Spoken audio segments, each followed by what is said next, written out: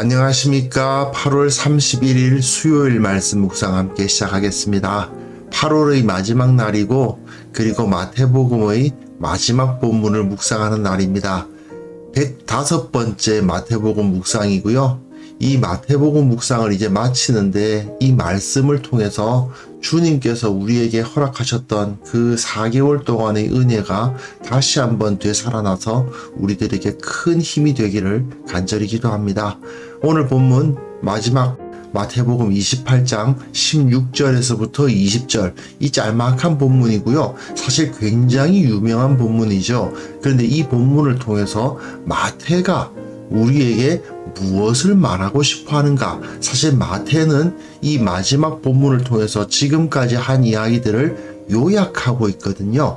무엇이 가장 중요한 주제였던가를 되새겨 볼 수 있을 것 같습니다. 그럼 함께 말씀을 보겠습니다.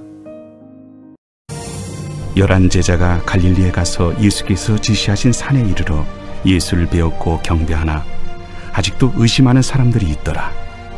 예수께서 나와 말씀하여 이르시되 하늘과 땅의 모든 권세를 내게 주셨으니 그러므로 너희는 가서 모든 민족을 제자로 삼아 아버지와 아들과 성령의 이름으로 세례를 베풀고 내가 너희에게 분부한 모든 것을 가르쳐 지키게 하라. 볼지어다 내가 세상 끝날까지 너희와 항상 함께 있으리라.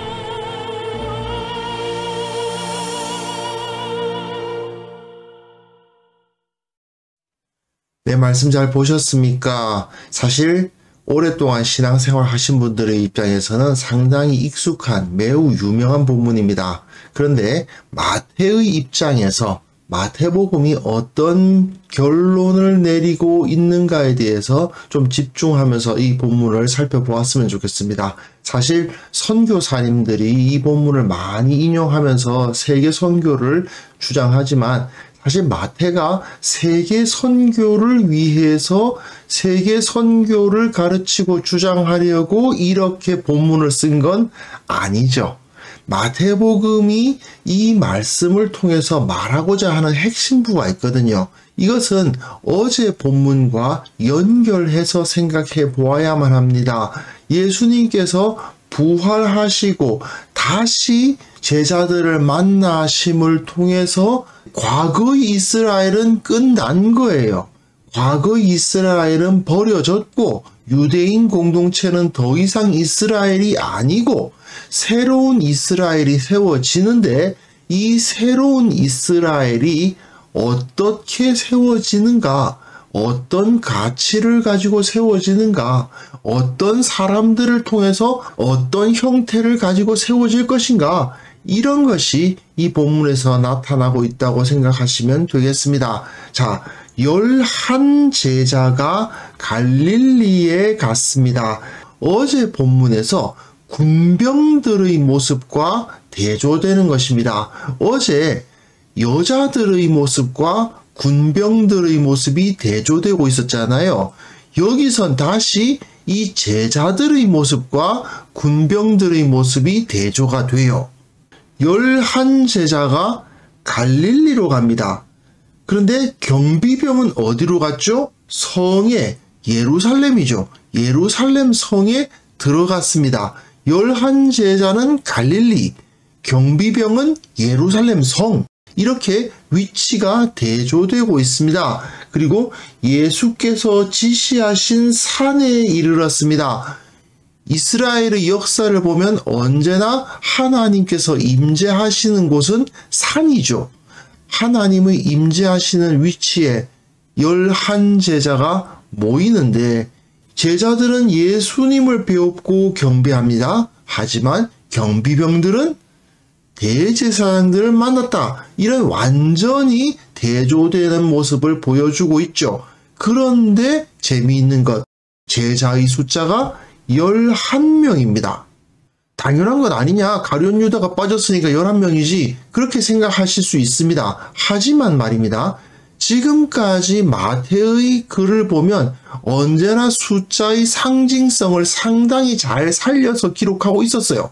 그렇다면 11이라는 숫자는 이스라엘의 숫자인 12를 이루지 못하는 부족함을 느끼게 하는 숫자입니다.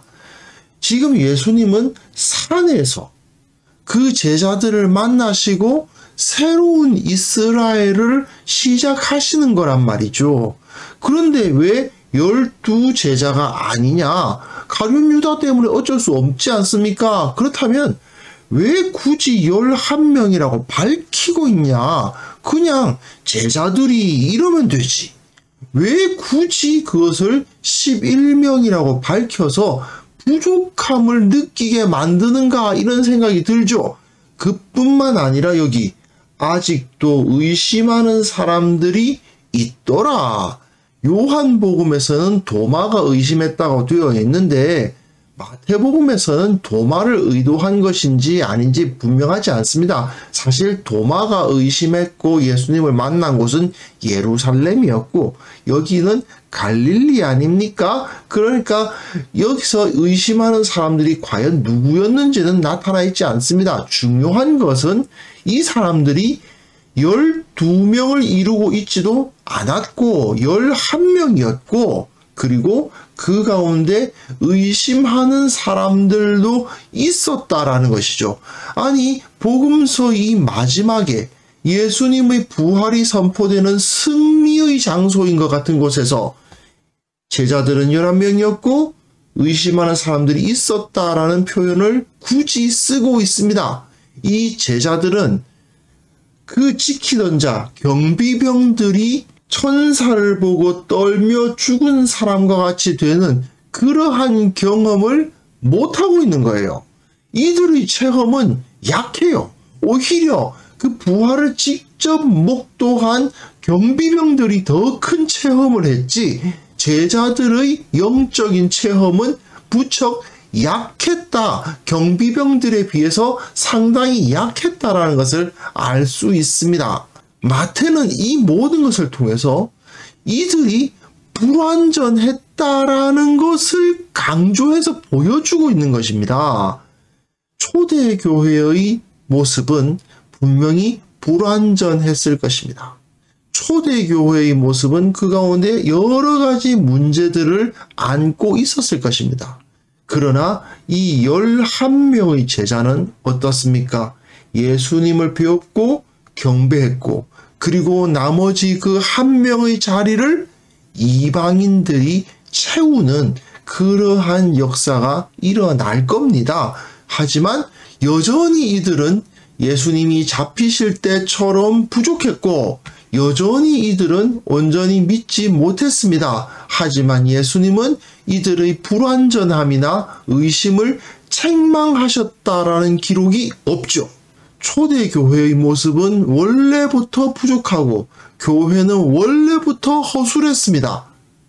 하지만 예수님은 그들을 통해서 그 부족하고 허물 많고 허술한 사람들을 통해서 일을 하셨다라는 것을 알 수가 있어요. 성도들이 서로가 서로를 볼 때 말입니다. 부족하고 허술하고 약하고 가끔은 악한 자들도 있고요. 비겁한 자들도 있죠. 그러한 모습들을 예수님께서 용납하셨던 것처럼 성도들도 서로를 용납할 것을 가르치고 있는 부분이라고 할 수도 있고요. 또한 11명이기 때문에 나머지 한 명의 자리는 이방인들이 들어와서 차지하지 않겠는가 하는 예상이 가능한 부분이기도 하고요. 서로 이방인과 유대인들이 서로 부족함이 눈에 들어오겠지만 서로가 서로를 용납해야 함을 가르쳐주는 부분이라고 할 수도 있습니다. 여하튼 예수님께서는 이렇게 부족한 제자들을 통해서 하나님의 나라를 시작하셨다. 새로운 하나님의 나라, 교회를 세우셨다 하는 것을 여기서 알 수 있게 해줘요. 그리고 예수님께서 나와 말씀하여 이르시되 상당히 공식적인 표현을 쓰고 있습니다.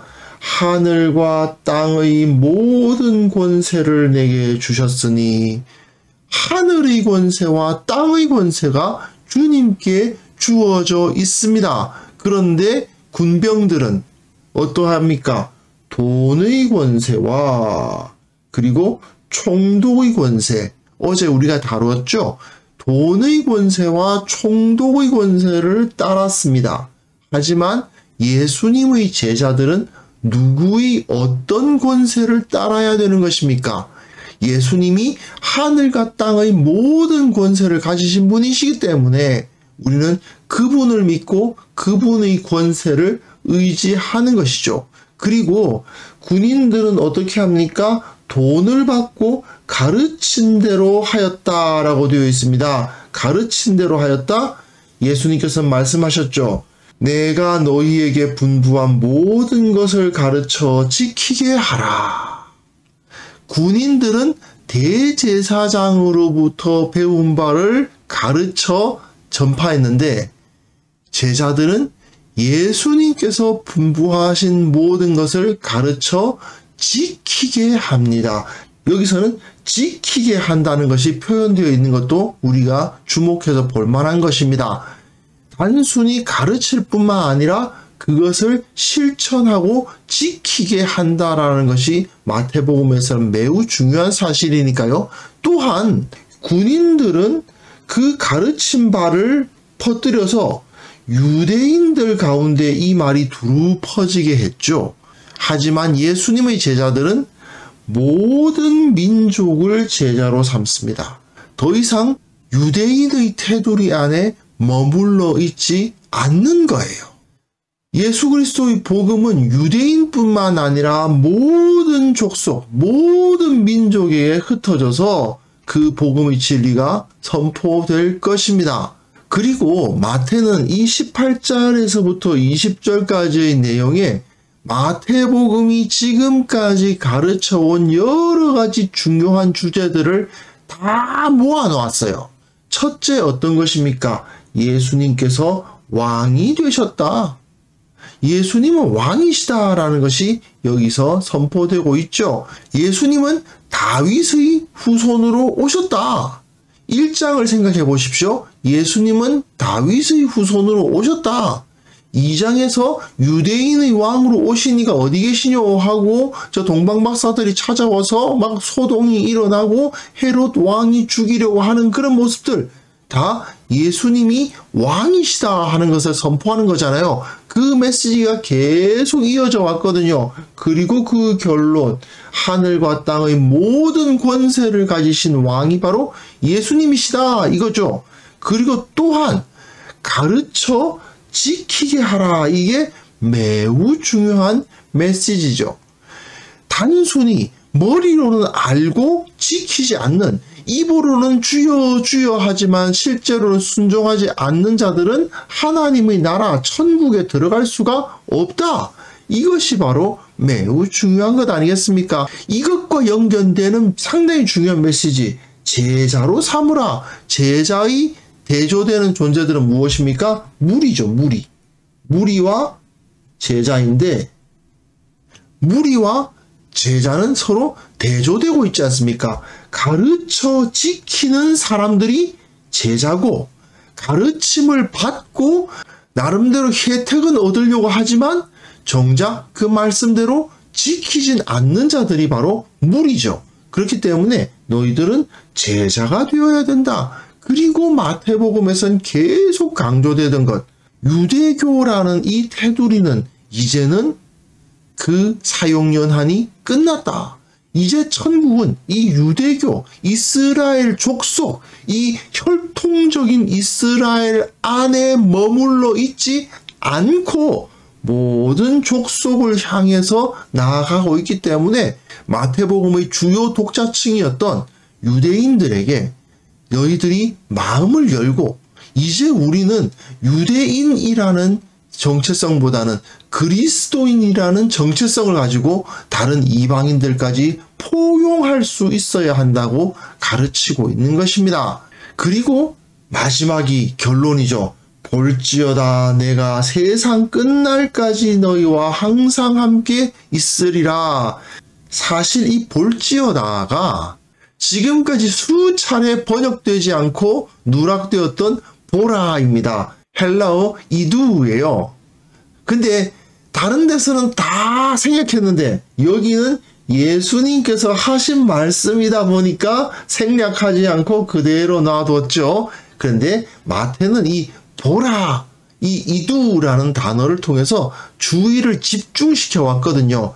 이것이 사실은 마태가 정말 강조하고 싶어하는 한마디였던 것입니다. 임마누엘의 하나님으로서 우리 가운데 오셨단 말이죠. 그런데 이제 예수님께서 내가 세상 끝날까지 너희와 항상 함께 있으리라 이렇게 선포하시면서 이분이야말로 진정 우리의 하나님, 진정 우리의 주님이시다라고 선포하는 것입니다. 율법을 보시면요. 광야의 이스라엘에게 있어서 가장 중요한 게 무엇입니까? 하나님이 우리와 함께 계심. 그것이 핵심이거든요. 이스라엘에게 주어지는 가장 큰 복이 무엇이냐? 하나님이 우리와 함께 계시는 거예요. 그런데 지금 여기서는 예수님이 너희와 항상 함께 있으리라는 말씀을 통해서 새로운 이스라엘이 제자들에 의해서 만들어져 가고 있다라는 것을 보여주고요. 그리고 세상 끝날이라는 언급이 또한 나오잖아요.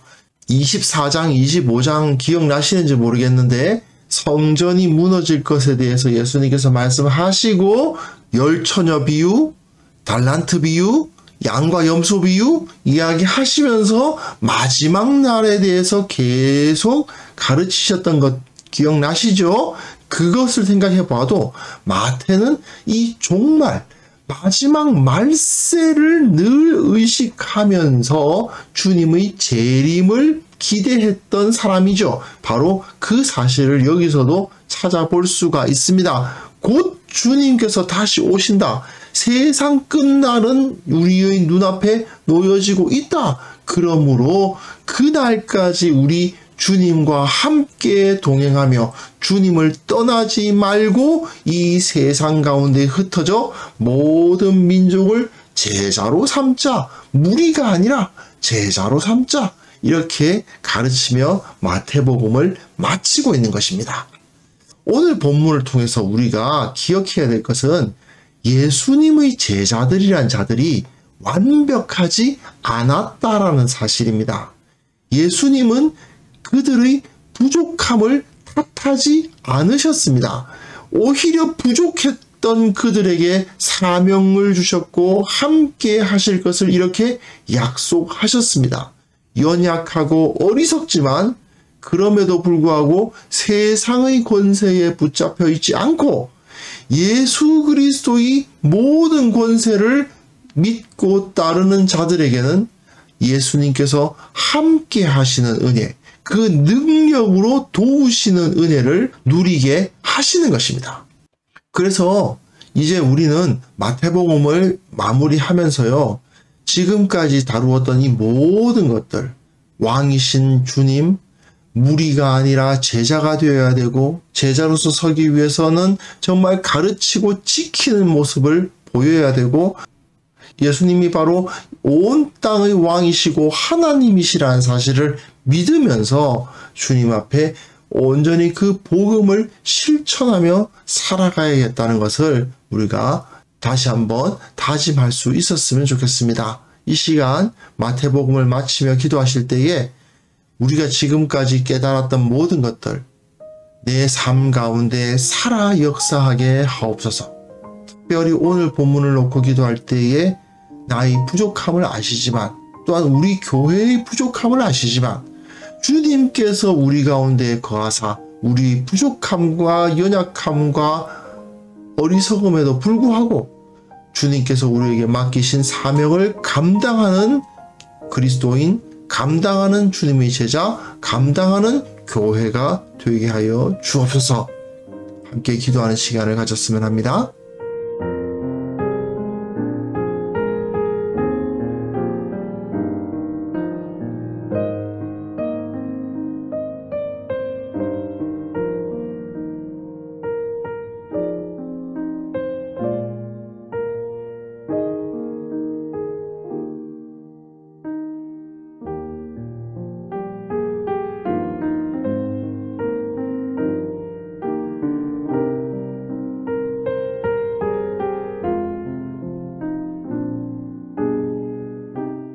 하나님 아버지, 지금까지 마태복음을 묵상하게 해주신 주님의 은혜를 감사드립니다. 주님, 이 묵상을 통해서 깨달았던 모든 것들, 나의 삶 속에서 살아 역사하는 일들이 일어나게 하옵소서.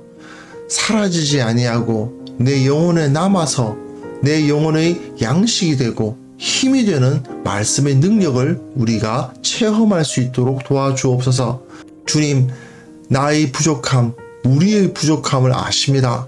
교회는 여전히 부족하고 그 가운데 있는 성도들 여전히 어리석지만 그럼에도 불구하고 주님께서 사명을 주시고 주님의 능력을 허락해 주신다는 사실을 믿음으로 받아들이게 도와주시고 이 사명을 능력 있게 감당하게 하여 주옵소서.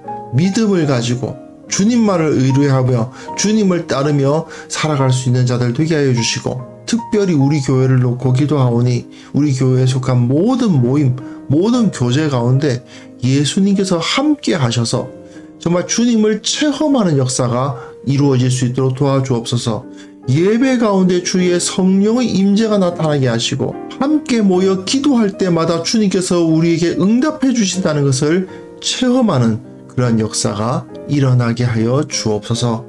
아버지 하나님, 오늘 하루도 주님께서 우리와 함께 하여 주옵소서. 주님께서 함께 하시기에 두려워할 것이 없으며 주님께서 내게 능력 주시기에 내가 무엇이든지 할 수 있노라 고백하는 자들 다 될 수 있도록 도와주시고, 항상 기뻐하고 쉬지 않고 기도하며 범사에 감사하며 오직 주님의 손을 붙들고 걸어가는 오늘 하루 되게 하여 주옵소서. 주님께 감사를 드리옵고 예수님의 이름으로 기도합니다. 아멘.